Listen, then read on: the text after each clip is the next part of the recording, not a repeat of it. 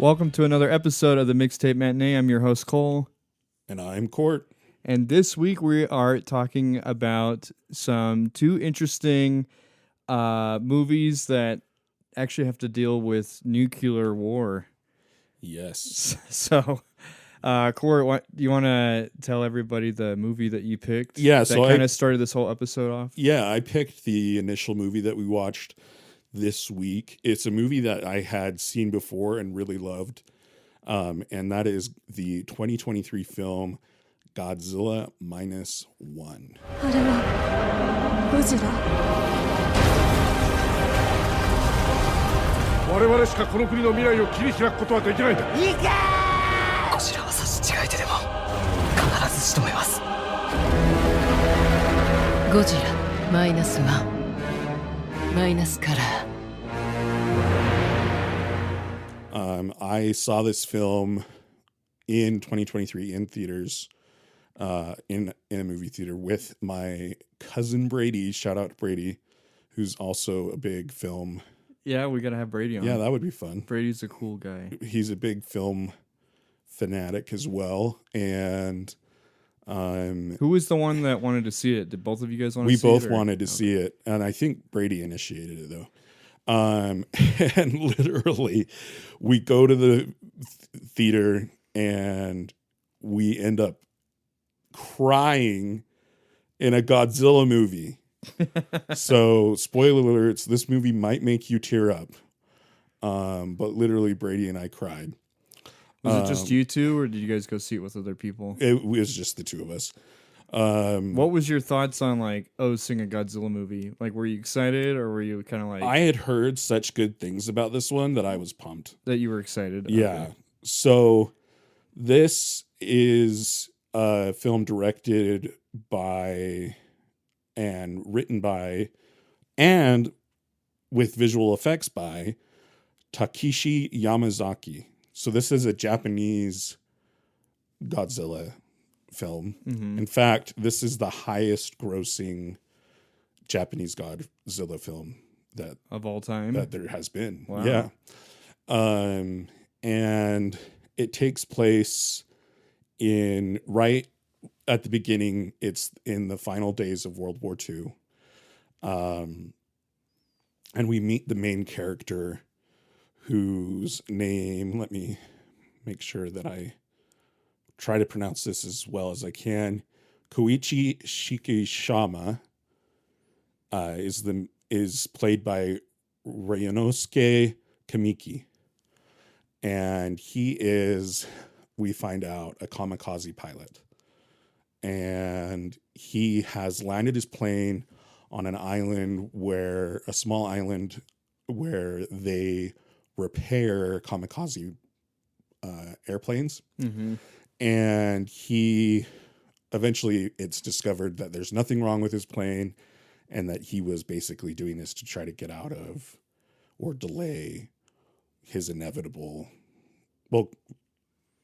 death. Yeah. Because kamikaze pilots, it was basically suicide mission. And the mechanic crew when they discover it, give him a hard time about it. And then later that night, I'm going to gloss over some of the details, but later that night, all these deep sea fish that are dead rise to the surface of the water. And then we have the emergence of Godzilla. And this is one of the most fearsome depictions of Godzilla that I've seen. Yeah, I was actually blown away because a lot of times they'll make Godzilla kind of, I don't know, they kind of make him look dorky looking, or I don't know. Yeah. But this one I really love. That's one of my favorite things about this movie, actually, was the design of Godzilla. They made it look like the old school, first original Godzilla. Yeah. But updated. And then the other thing about the design of Godzilla is his eyes are so freaking scary. He has these big almond-shaped eyes that stare you down. Just the animation and CGI of Godzilla, I just thought it looked really good. Yeah. And I think I actually, when we were watching it, I was like, whoa. I actually think I said that out loud because Yeah. I wasn't expecting it to look that good. I had heard this was the first time that I was watching it, was when I watched it with you, Court. But I didn't see it in theaters because I heard about it and I just thought, oh, it's another Godzilla movie. Oh, like it's I such didn't a cool think experience anything to see about it in it. the But theater. yeah, I mean, you said something, and I've had other people say stuff to me. But so I'm glad that you Yeah. picked this movie so that I could actually watch it. But yeah, throughout the course of the film, it kind of focuses on this main character, and Yeah. he ends up finding someone that he falls in love with, and they bond together. But it's kind of it's told through this guy's perspective. Yeah. Well, throughout the movie, what ends but- up happening is Godzilla kills basically the whole mechanic crew except for one of the mechanics. And there's a moment where he has an opportunity to shoot at Godzilla, and he freezes up out of fear and doesn't shoot at Godzilla.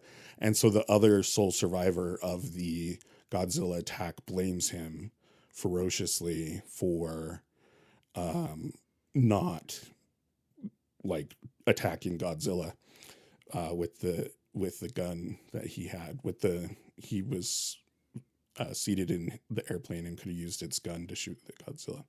But anyway, then it goes forward in time, and basically he is living in the post-war remains of a city, kind of in a shanty town place where people have had to kind of throw together these really destitute living conditions.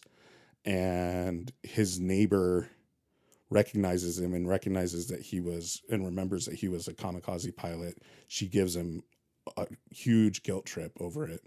Mm-hmm. And then later, while he's like in the market, he meets the leading lady of the film. Her name is Noriko. The character's name is Noriko, and she has this baby, and she just hands him the baby and is like, "Can you watch the baby?" And then runs off because she's being pursued by like the police. And anyway, long story short, he ends up taking in Noriko and the baby, who we find out isn't Noriko's baby; it's her neighbor's baby. Who kind of an adopted daughter that they both. Yeah. Did, so Yeah. And they build this life together, and he eventually starts working on getting rid of the bombs, Getting rid of the underwater- mines. Yeah, the underwater bombs. Yeah. Because of the war. and he develops a friendship and a bond with the other members of the crew. It's this really charismatic, likable crew of three other people in addition to him who are getting rid of the mines. And I won't go into too many more details, but basically Godzilla becomes a threat to mainland Japan, and they have to devise a plan to try to take him down because Godzilla keeps getting bigger and bigger too, that you find out later. Yeah. And kind of more powerful. So something that really sets apart this Godzilla movie, I would say, is its emotional depth with the character at the heart of the story. He deals with a lot of shame and regret and trauma. And it's a story about healing and about redemption. And it's a really touching film. Yeah. Even though it's this action-packed, kaiju monster movie almost. Yeah. movie, it's this really touching film. Well, that was kind of one of the main things. Like when they first made Godzilla was in response to the destruction that happened because of the bombs that the U.S. Detonated during World War II, and the destruction that left in its wake, and then they created this character of Godzilla, and it kind of represents the bombs. I mean, honestly, like the story just represents what the whole people of Japan had to go through.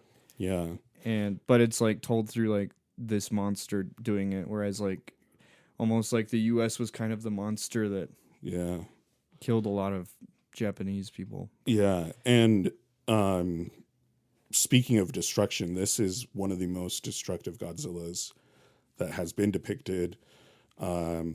And that was one of the goals of the director, was to have this be the most terrifying and most destructive Godzilla to have been depicted. I think they succeeded. I think so too. Yeah, it looks great. And like all the and Cole, when he saw Godzilla standing out of the water, was like, Godzilla is thick. they made him thick, and so it's just kind of funny. Which is interesting. The big hips. Yeah, funny. he's really wide. He's got a really wide base. Also, it is funny, like when he was moving, like he moves slow, Yeah. and then his arms don't really move. So it's Yeah. kind of funny because it was definitely paying homage to the old school Godzilla, because that's Yeah. kind of how the old school Godzilla moved. But they make it look so realistic. Yeah. So it's Well- kind of cool, like combining the new and the old. That's what I really liked about the character design. I found an interesting thing about how this is a thicker depiction of Godzilla. And the director said he wanted it to look like a mountain was moving across the city. And also it was interesting. That's why you get the wider base. Yeah, exactly.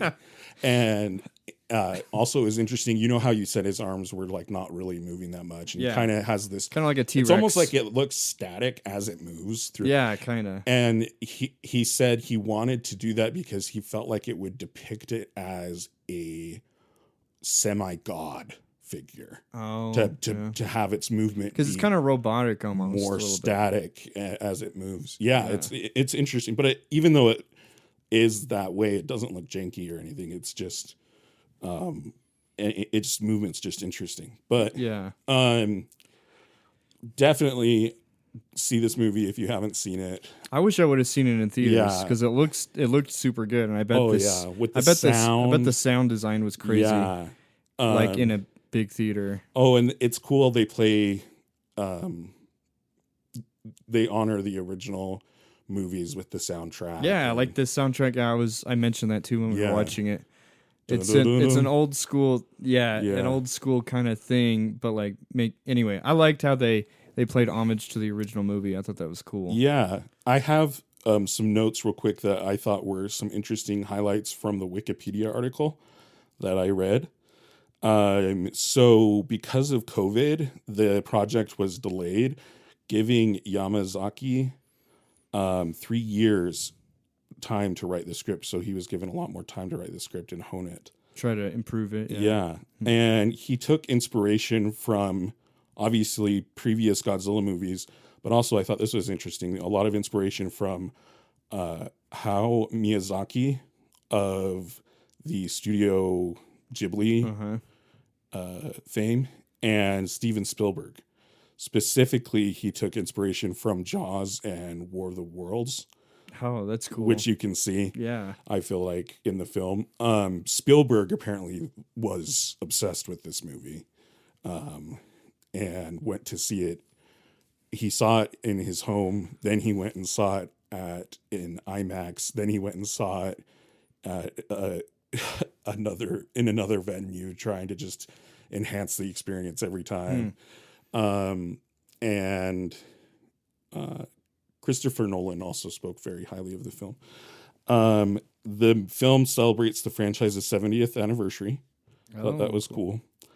And the last thing that I thought was a noteworthy thing is it won Best Visual Effects at the 96th Academy Awards. So it won the Oscar for that. Yeah. That's cool. Yeah, the visual effects were really good, so I think it deserved that for sure. You know, it's interesting. Internationally, it received widespread acclaim, but in Japan, it received mixed reviews, which is interesting. People said that it was too nationalistic, and people also felt like the depictions of Noriko and the neighbor were stereotypical, like sexist depictions, which I didn't really feel that way, but I also am not You're not Japanese, immersed in Japanese culture, Yeah. so That's I interesting. probably can't speak to that. That's interesting. But the international community loved this film. So Yeah, I feel like watching this movie, it makes me want to go back and watch all the other Godzilla movies. Like Yeah. I think I've only really seen the original, and then the one that we grew up with, the one with Matthew Broderick, Oh, which the design of that, like was pretty cheesy. thinking like looking back on it, it was kind of cheesy, but Yeah. that was definitely a vibe, like a 90s Yeah, vibe, like for making sure. making it look more like a dinosaur, Yeah. kind of like a velociraptor almost. Is kind of like, A kind of- velociraptor? well, not a velociraptor, but like, I don't know. Yeah, the design. Oh of yeah, a it is kinda- velociraptor. When you said velociraptor, I imagined a pterodactyl. no, I was thinking And I no, was like, no, what? from Jurassic Park. No, you know? yeah, totally. like that's kind of I see that. The way it's like hunched over with the yeah, and then it arms has the long snout and Yeah, stuff. yeah. Anyway, it's that one just. I mean, looking back on it, like I've rewatched it, and it's kind of a cheesy movie, but it's kind of a nostalgic thing for me. Anyway, Yeah. this one definitely tops it. I really liked this movie a lot. I gave it a 4 out of 5. I really liked it. I probably would give it a 4.5 out of 5. I like it so much. Yeah, it's great. It's a fun watch. I think it would be fun to watch with a group of people too. Yeah. And tying into the movie that Cole chose, this Godzilla -1 definitely has some themes that are very much part of the film that Cole chose. And Yeah. that's anti-nuclear, anti-war, trauma, Yeah. as well as now these are maybe less so part of Cole's film, but hope, guilt, and redemption are big themes in this movie. So anyway, I highly recommend it, obviously. Yeah, I'm glad that you picked it. It was a yeah. lot of fun. It took me a while Yeah. to watch it, but I'm glad that I watched it for this podcast. So Yeah. go out and watch it. We had to rent it on Amazon because I don't think it's streaming anywhere. Yeah. But the movie I decided to pair with this Godzilla film was a movie called Threads from 1984. This time, they are playing with, at best, the destruction of life as we know it, and at worst, total annihilation. You cannot win a nuclear war! The time has now come to make everything ready for you and your family in case an air attack happens. When you hear the attack warning, you and your family must take cover at once. The most widespread danger is fallout. Quite good. Attack warning. Attack warning. Is it for real? Attack warning. It's for bloody real. Is it? You can't just do a face like that. Go get a titty sign or something. It's a British film directed by Mick Jackson and written by Barry Hines. This was a TV film made for the BBC. And this, again, like Court was saying, the story deals with consequences of a nuclear war and then kind of the aftermath, kind of fallout of what happens to something like this, like that can be so destructive and kill so many people and affect so many lives, similar to, the bombs that were dropped on Japan. But again, this is a fictional story about it. So kind of the setup for the film is there's this kind of love. There's this young couple that falls in love. Anyway, they end up getting pregnant, and then they're like deciding what to do, and they decide to get together and buy this house. But while this is all happening in the background and different people are talking about, there's this big international conflict going on with the Soviet Union and going into Iran, and then the U.S. getting involved, and anyway, fears of nuclear war happening, and it gets so bad that and by the way, I didn't mention this, but this takes place in Sheffield, which is in the middle of, it's a very industrious city in the UK. And the reason why they picked Sheffield for the story was they were trying to figure out like if there was going to be a bomb dropped in the UK, where it would be, and it would probably be somewhere where they make a lot of things like steel. Yeah, steel and stuff. So that's why they chose Sheffield. And we were commenting, well, I was commenting a lot. I love the accent that they have there. Yeah. Their accent's just kind of interesting to listen to. It's very unique. But anyway, like I was saying, there's this young couple. They're basically just trying to start like a life together, but all this stuff is happening around them. and it gets to the point where the mayor of the city is kind of asked to put, get all the information that they can, like try to prepare for what would happen if a nuclear bomb did go off. And it so happens that the bomb goes off anyway. So and then the last half of the movie is basically seeing the destruction and seeing like how life would actually be. So it's a pretty heavy film. It's a harrowing, devastating film. It's sad. It's a very much an anti-war film. Yeah. This movie was nominated for 7 British. They're called BAFTA awards, which is the British Academy of Film and Television Arts. So it's kind of like the British BAFTA. BAFTA, yeah. Yeah. It's kind of like the British Oscars, but yeah, but it won Best Single Drama, Best Design, Best Film Cameraman, and Best Film Editor. Wow. So it won a lot of awards when it came out.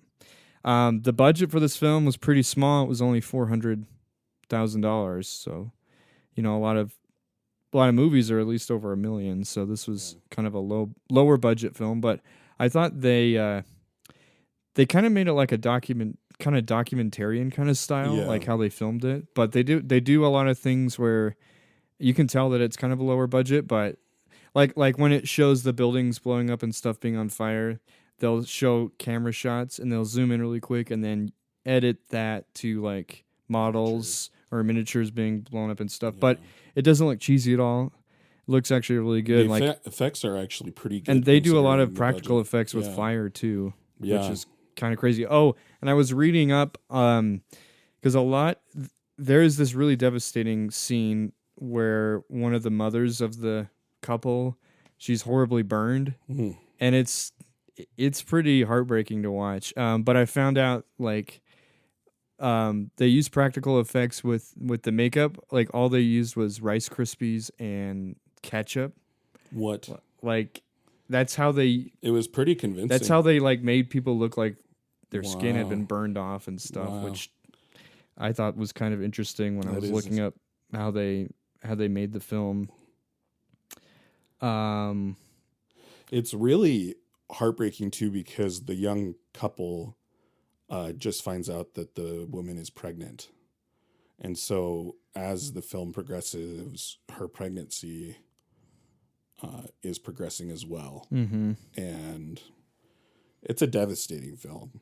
I mean, yeah, it is devastating. The director, Mick Jackson, when he was making this movie, he went in and did a lot of research before he made this. Like he went and talked to scientists, to government agents, basically getting their thoughts. Like, okay, if there was a nuclear bomb that went off, what's the first week after the bomb look like? What's a year out look like? And kind of compiling all that information. And that's kind of how the movie's set up. It goes through different time periods where you see just how devastating it's like everything happens, like even 10 years out 22 from the bomb. days later, 40 days later, like it keeps showing like where society, and it seems like society doesn't get any better. No, it's just it like basically knocks society back into the Stone Age basically by the end. Because by the end they're like speaking broken English. They're speaking broken English, and they can't use farm equipment because they're out of petrol, and they and the sun, like I guess the sun, because of all the smoke and contaminants in the air, it would block out the sun, which is like just things like that I never even thought about, like how it would. And then the fallout with radiation poisoning, like kills millions of people because of that. And you just see society fall apart. That's the other thing with this film. Is it's not just terrifying because of the direct impact of the bomb and like the horrors of what that does to people physically.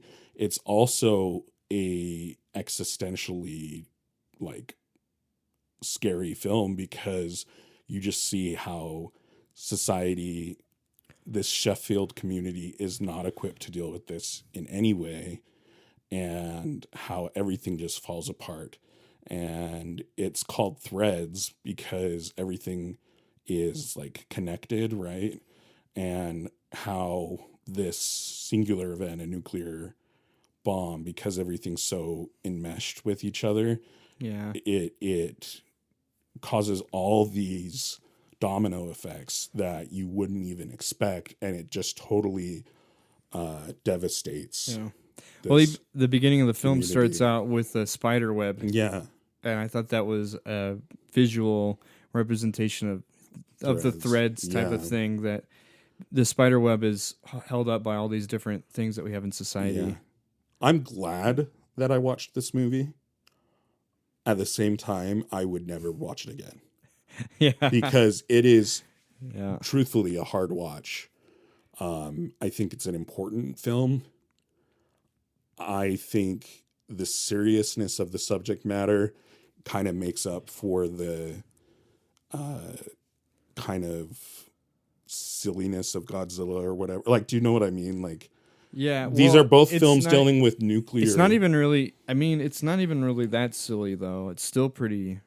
Oh, I know. I mean, I guess it's silly because it's like a made up monster. Like it's a monster. Like it's not fantastic. But it's still like, but you Yeah. still see the effects of the war too. Right. I'm not trying to minimize it. I'm just saying, like, it makes it less fantastical, this less of a monster film. Yeah. And more, and it doesn't pull punches. It literally. Yeah. Well, and it has no sentimentality. You start seeing all the problems that happen in Threads because they have a bomb shelter that the city council goes into, and they're kind of like the people that are like sort of quote unquote in charge.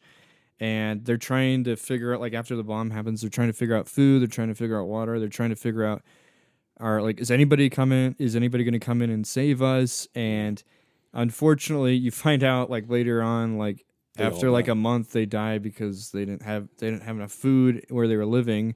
They couldn't go out to the surface because of radiation poisoning, and it's just crazy. I really thought that the actress that played Ruth, the daughter, who's like the main actress lead, I thought she did a really good job in this role, because she actually, like, she is, well, I don't want to spoil too much, but she's the one that survives the longest, and I just thought she did a really good. The actress name is Karen Megger.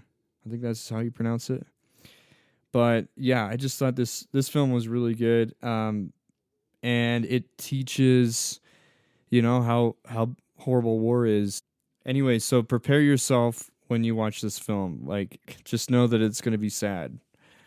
Maybe not the same sadness as Godzilla, because Godzilla is kind of like, you're kind of sad because, you're emotionally connected to like these characters, but Threads is more like you're emotional for like all of like human, like this whole society you're like feeling and there's for too. Definitely aspects of that in Godzilla -1 as well, because you see the devastation and the helplessness of the people. Yeah. But this one is just such a